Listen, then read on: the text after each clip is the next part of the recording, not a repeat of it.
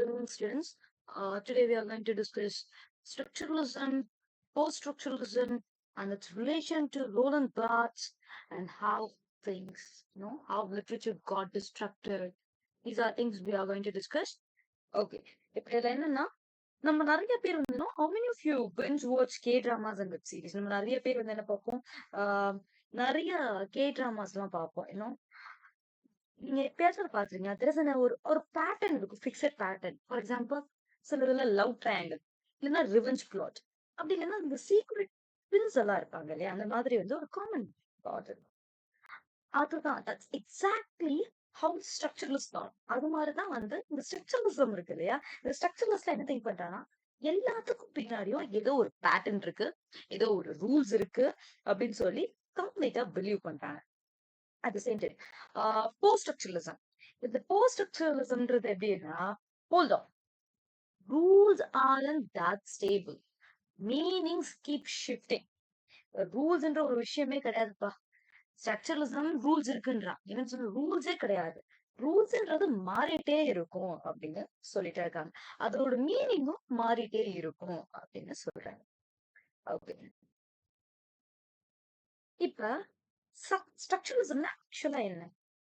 ஆக்சுவலா இது எப்படி ஆரிஜின் ஆகுதுன்னா, no, it's born from the linguist Ferdinand de Saussure. அவரோட ஐடியாஸ் தான் வந்து இதுக்கு ஒரு ஃபவுண்டேஷனா அமையுது. அவர் தான் languages system of science and கோட்னு பேசுறாங்க. இந்த மாதிரி இதை பத்தி நம்ம ப்ரீவியஸ் கிளாஸ்ல நிறைய பேசணும். when we talk about Derrida, we are discuss all those things. So இங்க வந்து அதே தான்.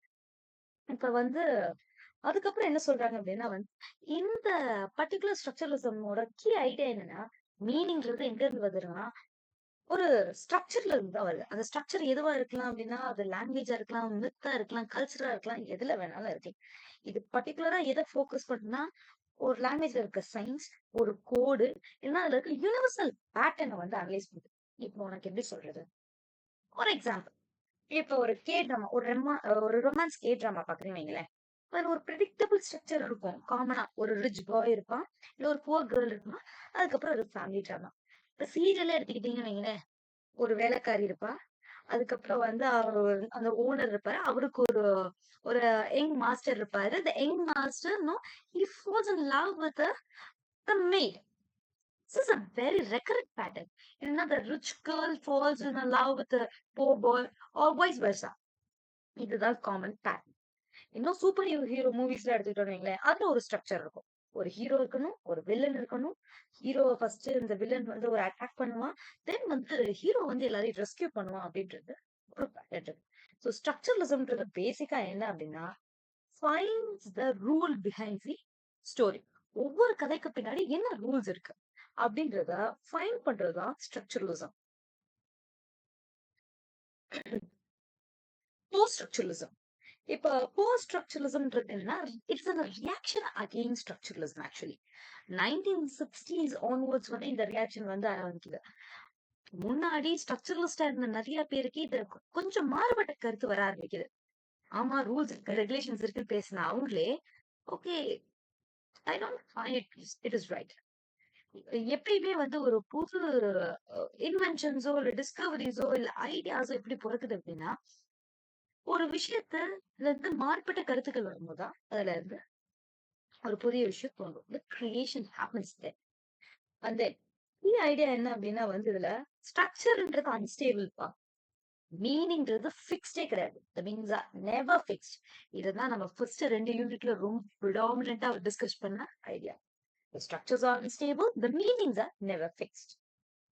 இத யார் பேசினா நமக்கு தெரியும். நம்ம நிறைய திங்கர்ஸ் பார்த்தோம், Derrida, ஃபுகல் and then Barthes. So structures are never stable-னு இவங்க தான் சொல்றாங்க. நான் ஆல்ரெடி சொன்னேன், டெரிடா ஸ்ட்ரக்சரலிசம்ல இருந்து கொஞ்சம் பிரேக் த்ரூ பண்ணி போஸ்ட் ஸ்ட்ரக்சரலிசம்குள்ள வராது. அதே மாதிரிதான் பாத்ஸோ still supported structuralism and then okay, he finds something is not, he's not agree with the idea and அதுல இருந்து டிலீட் ஆகி வராது. இது என்ன பேசிக்கா ஃபோக்கஸ் பண்ணுது அப்படின்னா, ஃப்ரீ பிளே. இந்த டேர்ம்ஸ் எல்லாமே நீங்க ஃபர்ஸ்ட் யூனிட்ல பார்த்தீங்க. Free play, difference and then ரீடரோட ரோல் என்ன, பவர் ஆஃப் த லாங்குவேஜ். இதுதான் வந்து போஸ்ட் ஸ்ட்ரக்சரலிசம் ஃபோக்கஸ் பண்ணுது. உங்களுக்கு தோணும், ஏன் நம்ம ஸ்ட்ரக்சரலிசம் பத்தி எல்லாம் பேசுறோம்? எதுக்கு சம்மந்தமே நம்ம போஸ்ட் ஸ்ட்ரக்சரலிசம் பேசுறோம்? ஏன்னா பாத்ஸோட ஒர்க் டு டெக்ஸ்ட் தான் வந்து ஃப்ரம் ஒர்க் டு டெக்ஸ்ட் தான் வந்து நமக்கு சிலபஸ்ல ரெக்கமெண்ட் பண்ணியிருக்குது. நம்ம ஏன் இப்ப ஸ்ட்ரக்சரலிசம் பத்தி போஸ்ட் ஸ்ட்ரக்சரலிசம் பத்தியும் பாக்குறோம்னா, இதுக்கு ப்ராப்பரான ரீசனே இதுதான். பாத்ஸ் வந்து ஒரு ஸ்ட்ரக்சரலிஸ்ட். அதுக்கப்புறம் போஸ்ட் ஸ்ட்ரக்சரலிஸ்ட். ஏன் இந்த கருத்துல அவருக்கு மாற்று கருத்து வருது? இதன் மூலமா அவர் இந்த ஃப்ரம் ஒர்க் டு டெக்ஸ்ட்ல என்ன சொல்ல வராருன்றதுதான் புரிஞ்சுக்கிறதுக்காக தான் நம்ம ஸ்ட்ரக்சரலிசம் அண்ட் போஸ்ட் ஸ்ட்ரக்சரலிசம் பத்தி பாக்குறோம். Okay, right. சோ அது சேம். இன்னொரு எக்ஸாம்பிள் சொல்றேன் போஸ்ட் ஸ்ட்ரக்சரலிசத்துக்கு. ஒரு ட்ராமா பாக்குறீங்கன்னு வைங்களேன். இந்த ஃபேன்ஸ் எல்லாம் என்ன பண்ணுவாங்க? இப்போ ஃபேன் ஸ்டோரி நம்ம நிறைய இது பார்ப்போம். அந்த ஃபேன்ஃபிக் ஃபார் எக்ஸாம்பிள் நம்ம போன கிளாஸ்ல கூட பேசணும். இந்த கியூரேட்டட் ரியாலிட்டி எல்லாம் பேசும்போது நம்ம ஒரு இது அதாவது யார் அப்படின்னா வந்து இப்ப ஏதோ ஒரு ஹீரோ ஹீரோயினோ இல்ல ஏதோ ஒரு கப்பலை பத்தியோ அவங்களுக்கோட ஃபேன்ஃபிக் எழுதுறது. Wattpad is all about that. இந்த ஃபேன்ஃபிக் எழுதுறது வந்து ரொம்ப இப்ப ஃபேமஸ். ஜென்சில இப்போ ரொம்ப வந்து read a lot of fanfics, especially in the Cook with Komali. There is a the fanfics, lot of fanfics focus on Shivangi and Ashwin. அவங்க focus பண்ணி நிறைய ஃபேன்ஃபிக்லாம் வந்து எழுதுனாங்க. அந்த மாதிரி ஆல்டர்னேட்டிவ் எண்டிங்ஸ் வந்து ஃபேன்ஸ் கொடுக்கறது. ஃபார் எக்ஸாம்பிள் இப்ப 96ல வந்து த்ரிஷா வந்து விஜய் சேதுபதியோட சேரல. ஆனா இந்த ஃபேன்லாம் சேர்ந்தா எப்படி இருக்கும்? ஒருவேளை ஜானுக்கு கல்யாணமே ஆகலைன்னா ஜானும் ராமும் சேர்ந்தா இந்த மாதிரி ஆல்டர்னேட்டிவ் எண்டிங்ஸ் கொடுக்கறது. ஸோ மல்டிபிள் மீனிங்ஸ் தான் வந்து இந்த போஸ்ட் ஸ்ட்ரக்சரலிசம். ஒரு சூப்பர் ஹீரோ ஃபிலிம்னு இருக்குன்னு வச்சுக்கோங்களேன். இந்த ஃபேன் டிவைட் பண்ணுவாங்க. இப்படிதான் வில்லனா, ஆக்சுவல் வில்லனா. சரி, இப்ப இன்னொரு கூட பேசலாம். நம்ம நம்ம நிறைய கிளாஸ்ல பேசிட்டு இருக்கு படையப்பா பத்தி பேசுவோம். ரம்யா கிருஷ்ணன் வந்து ஆக்சுவலா ஒருத்தவங்களோட பார்வையில நம்ம வந்து சின்ன வயசுல பார்க்கும்போது she is quite an burden to us. when you grow up அவ சைட்ல இருந்து ஏன் பார்க்க கூடாது? ஒரு சில பேருக்கு ரம்யா கிருஷ்ணன் பிடிச்சிருக்கு. ஒரு சில பேருக்கு அவ நெகட்டிவ். ஒரு சில பேருக்கு ரம்யா கிருஷ்ணன் வந்து ஃபெமினிஸ்டிக் தாட்ல தோன்ற. இன்னொருத்தவங்களுக்கு வந்து இவ வந்து நெகட்டிவ் ரோல். இப்ப நம்ம மீனிங்கிறது யார் ரீட் பண்றாங்களோ அவங்கள டிபெண்ட் பண்ணுது அப்படின்றதுதான் போஸ்ட் ஸ்ட்ரக்சரலிசமோட argument. Okay, so meaning shift depending on whose reading. Okay, நான் ஸ்ட்ரக்சரலிசம் என்ன, போஸ்ட் ஸ்ட்ரக்சரலிசம் ஒரு மீனிங் டிஃபரன்சஸ் என்னப்பா அப்படின்னு பார்த்தோம் அப்படின்னா, structuralism stable, it's look for the stable structure இல்லைன்னா ரூல்ஸ் இதை வந்து ஃபோக்கஸ் பண்ணும். ஆனா போஸ்ட் ஸ்ட்ரக்சரலிசம் வந்து இது அன்ஸ்டேபிள், இது ஷிஃப்டிங் அப்படின்ற ஒரு விஷயத்தை இன்சிஸ்ட் பண்ணிட்டே இருக்கும். ஸ்ட்ரக்சரலிசம் ஆத்தரை ஃபோக்கஸ் பண்ணும், டெக்ஸ்டோட சிஸ்டமை ஃபோக்கஸ் பண்ணும். ஆனா போஸ்ட் ஸ்ட்ரக்சரலிசம்ன்றது இன்டர்பிரிட்டேஷனை ஃபோக்கஸ் பண்ணும். லாங்குவேஜ் இப்படி வார்த்தை விளையாட்டு அதை வந்து ஃபோக்கஸ் பண்ணும். இங்க நம்ம மீனிங்க கண்டுபிடிக்கணும்னு சொல்லுவாங்க. இங்க வந்து என்ன சொல்றாங்க அப்படின்னா மீனிங்க நம்ம தான் கண்டுபிடிக்கணும் அப்படின்னு சொல்றாங்க. ஆனா that's not the case for post structuralism. Meaning அவங்க புரிதலுக்கு உட்பட்டது. இட் இஸ் ப்ளூராலிட்டியை பத்தி நம்ம பேசுறாங்க. இதுவுமே நம்ம தேர்ட் யூனிட்ல பார்த்தோம். ப்ளூராலிட்டி ஆஃப் மீனிங்ஸ் எல்லாம் பார்த்தோம். இப்ப லிட்ரேச்சர்ன்றது இவங்களுக்கு என்னன்னா ஒரு பினிஷ்டு ப்ராடக்ட் மாதிரி, ஒரு ஒர்க் மாதிரி. ஒரு ஆத்தர் எழுதி வச்சிட்டாருன்னா அது ஒரு பினிஷ்டு ப்ராடக்டா பாக்குறது ஸ்ட்ரக்சரலிசம். இந்த போஸ்ட் ஸ்ட்ரக்சரலிசம்ன்றது என்ன, லிட்ரேச்சர் ஒரு ஆன்கோயிங் ப்ராசஸ். டெக்ஸ்ட் மாதிரி இப்ப நான் உங்களுக்கு நடத்திட்டு இருக்க இந்த ஃப்ரம் ஒர்க் டு டெக்ஸ்டே வந்து என்ன அப்படின்னா ஆக்சுவலி டெக்ஸ்டுவல் ரீடிங் தானே. இப்ப நான் அதை பத்தி உங்களுக்கு ரீட் பண்றேன். இந்த டெக்ஸ்ட் மூலமா அவர் என்ன சொல்ல வரான்னு ரீட் பண்றேன். ரீட் பண்ணி அதுக்கப்புறம் என்னோட இன்டர்பிரிட்டேஷன் கொடுக்குறேன். நான் அவர் சொன்ன எக்ஸாம்பிள்ஸ் தவிர்த்து நான் வந்து இதை என்ன பண்ணிக்கிறேன், ரிலேட் பண்ணிக்கிறேன். ஓ அந்த நீ வந்து இந்த விஜய் சேதுபதி 96ஓட கனெக்ட் பண்ணு, நீ வந்து படையப்பாவோட ரம்யா கிருஷ்ணனோட கனெக்ட் பண்ணு, எனக்கு அவ கரெக்ட் உனக்கு அவ தப்பு. இந்த மாதிரி நம்ம இன்டர்பிரிட்டேஷன் மல்டிபிள் இன்டர்பிரிட்டேஷன் கொடுத்துட்டே இருக்கோம்ல. சில பேருக்கு வந்து டெரிடாவை ஒரு ஸ்ட்ரக்சரலிஸ்டா பிடிக்கலாம், சில பேருக்கு அது பிடிக்காம போலாம். இப்ப நீங்க சொல்ற இந்த ரோலன் பாத்ஸோட கருத்து கூட சில பேருக்கு ஓகேவா இருக்கலாம், சில பேருக்கு டிஸ்அக்ரிமெண்ட்ஸ் இருக்கலாம். இதுதான் வந்து சொல்றாங்க. சோ லிட்ரேச்சரை ஒரு ஒர்க்கா பார்த்தா அது ஸ்ட்ரக்சரலிசம், அது ஒரு டெக்ஸ்டா ஆன்கோயிங் ப்ராசஸா பார்த்தா அது போஸ்ட் ஸ்ட்ரக்சரலிசம். இப்ப சிண்ட்ரெல்லாவோட இது தெரியும். அவளுக்கு திடீர்னு ஒரு மேஜிக் நடக்கும். அந்த மேஜிக் மூலமா அவ லைஃபே மாறும். And she was badly treated by the step mother. but somehow the magic happens in her life. Her good deed is rewarded by a handsome man, and she become a princess. That's a story.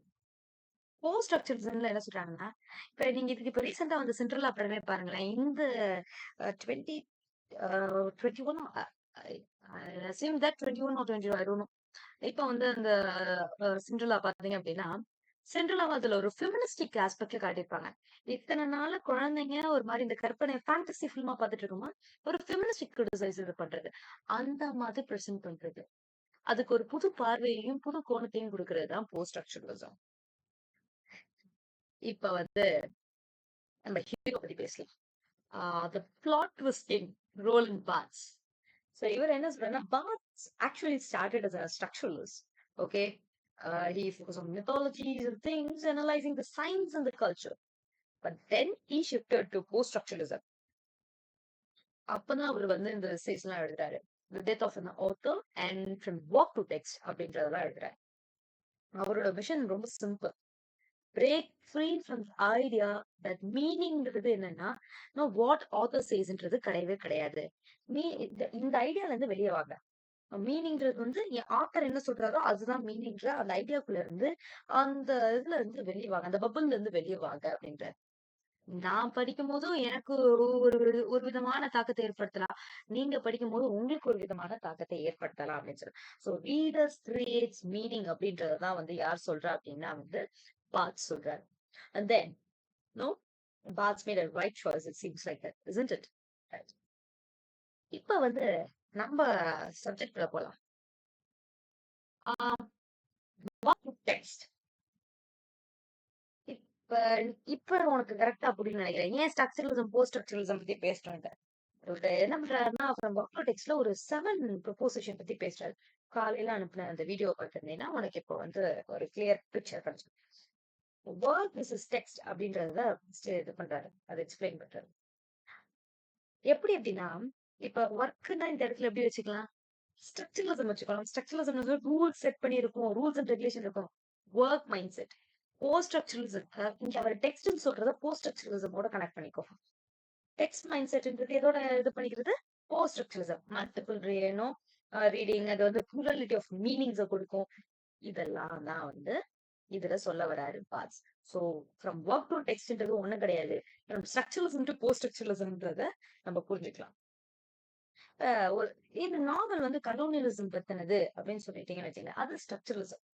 ஆனா text mind set எப்படி மாறும்னா, நான் நாவல படிக்கிறேன்னு வச்சுக்கோங்க, கலோனியலிசம்க்கு அண்டர்லைங்க நிறைய factors இருக்கும். அதுல வந்து இப்ப எப்படி சொல்றது,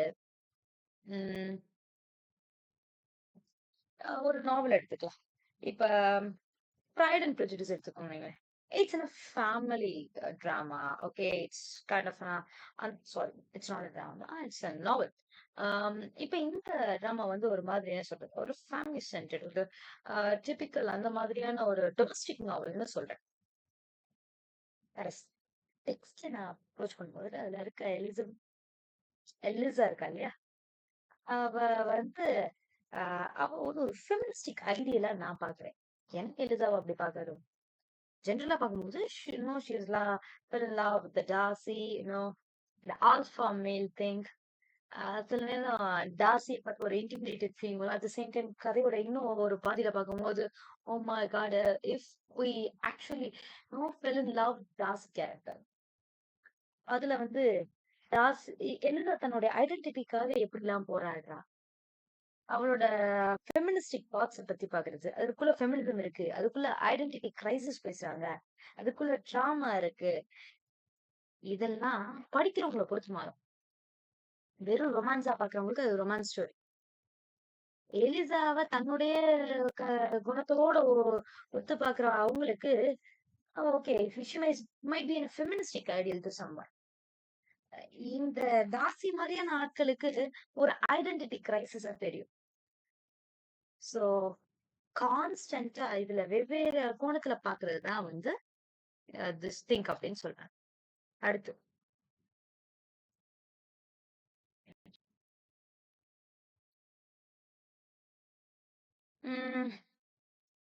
சோ இந்த மொத்த இதுல நீ என்ன கத்துக்கிட்ட? Structuralism taught us that culture has pattern. கல்ச்சருக்கு ஒரு பேட்டர்ன் இருக்கு அப்படின்றத போஸ்ட் ஸ்ட்ரக்சரலிசம் taught us அந்த பேட்டர்ன்ஸ் ஆர் நெவர் ஃபைனல். இந்த பேட்டர்னுக்குலாம் ஒரு எண்டே கிடையாது. திரும்ப படிக்கும்போது வெவ்வேறு ஒரு கோணத்தை கொடுத்துக்கிட்டே இருக்கலாம். வெவ்வேறு பார்வைகள், வெவ்வேறு perspective. We might get different perspectives at any point of time. And they keep breaking, remixing. சரி. Barthes என்ன சொல்ல வர்றாரு? And Barthes, he told us, stop worshipping the author. ஆத்தரை worship பண்றதை ஸ்டாப் பண்ண. Embrace the reader. ரீடருக்கு முக்கியத்துவம் கொடுங்க. And treat literature like a living, breathing conversation. லிட்ரேச்சரை வந்து ஒரு லிவிங் பிரீதிங் கான்வர்சேஷனா மாத்து. அதுக்கு உண்மையாவே ஒரு உயிர் இருக்க ஒரு விஷயமா அது மாற்றுக்கு உட்பட்டது. It is no subject to change, and at every point of time it will change according to the perspective of the reader அப்படின்றது தான் இதுல சொல்றாங்க. ஸோ நெக்ஸ்ட் டைம் நீ எப்பயாச்சும் வந்து ஏதோ ஒரு விஷயம் ஒரு டெக்ஸ்ட் அனலைஸ் பண்றேன்னா இது மூலம் இதுல என்ன இன்னொரு பார்வைகள் நம்மளுக்கு பெர்ஸ்பெக்டிவ் கிடைக்கும் அப்படின்றது you seek for that. You seek that. உனக்கு இன்னுமே ரொம்ப எளிமையா சொல்லணும் அப்படின்னா ஸ்ட்ரக்சரலிசம்ன்றது உன்னோட ஸ்பாட்டிஃபை பிளேலிஸ்ட் மாதிரி ரொம்ப ஆர்கனைஸ்டு ப்ரெடிக்டபிள். இந்த போஸ்ட் ஸ்ட்ரக்சரலிசம் இருக்கு இல்லையா, அது நீ இன்ஸ்டால போற ரீல்ஸ் மாதிரி ரேண்டம், எண்ட்லெஸ், சர்ப்ரைசிங். எது வேணாலும் வரும். திடீர்னு என்னப்பா திடீர்னு விஜய் பத்தி நியூஸ் பார்த்துட்டு இருப்பேன். திடீர்னு ஒரு கப்பலோட டிவோர்ஸ் பத்தி பார்த்துட்டு இருப்பேன். திடீர்னு ஒரு மீம் வரும். எது வேணாலும் இட்ஸ் சர்ப்ரைசிங். பட் ஸ்ட்ரக்சரலிசம்ன்றது ஆர்கனைஸ். எந்த பாட்டை கேட்கணும், என்ன பிளேலிஸ்ட், உன் பிளேலிஸ்ட் லைப்ரரி, இதுல வந்து நீ வந்து மெலடி கேட்கிறியா இல்ல ராக் மியூசிக் கேட்க, இதெல்லாம் ஆர்கனைஸ். உன்னோட டேஸ்ட் பேஸ் பண்ணி தான் ஆகும். ஸோ ஆர்கனைஸ்ட் ப்ரெடிக்டபிளா இருந்தா structuralism. endless and surprising and random like reels அப்படின்னா அது post structuralism. I hope you understand. And இந்த இந்த ஃபவுண்டேஷனை வச்சுட்டு நம்ம வந்து from work to text approach பண்ணோம்னா you get a very clear picture of what you actually know studying அப்படின்றது உங்களுக்கு தெரியும். Thank you.